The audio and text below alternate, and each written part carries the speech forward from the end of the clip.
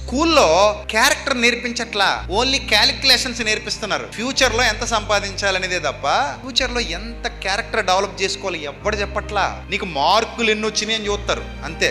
Rank వచ్చిందా లేదా, లోపల నువ్వు ఎంత పుచ్చిపోయినా పర్లేదు, లోపల నువ్వు ఎంత చెడిపోయినా పర్లేదు, అంతే కదా. అదేనా విద్యా వ్యవస్థ. ఇప్పుడు పిల్లలకి మార్కులు ఎన్ని వచ్చినాయి అని చూస్తున్నారు అంతే. అసలు పిల్లల క్యారెక్టర్ ఎలా ఉంది ఎవ్వడు చూడు. వీళ్ళలో సంస్కారం ఉందా, కనికరం ఉందా, జాలి ఉందా, ప్రేమ ఉందా, తల్లిదండ్రుల కష్టాన్ని అర్థం చేసుకునే లక్షణం ఉందా, పోనీ తల్లిదండ్రులను గౌరవించే గుణం ఉందా.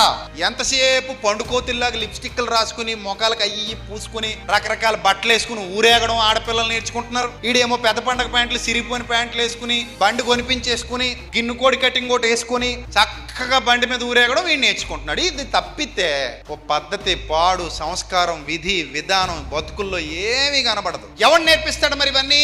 కనికరం ఎవడు నేర్పిస్తాడు? జాలి ఎవడు నేర్పిస్తాడు?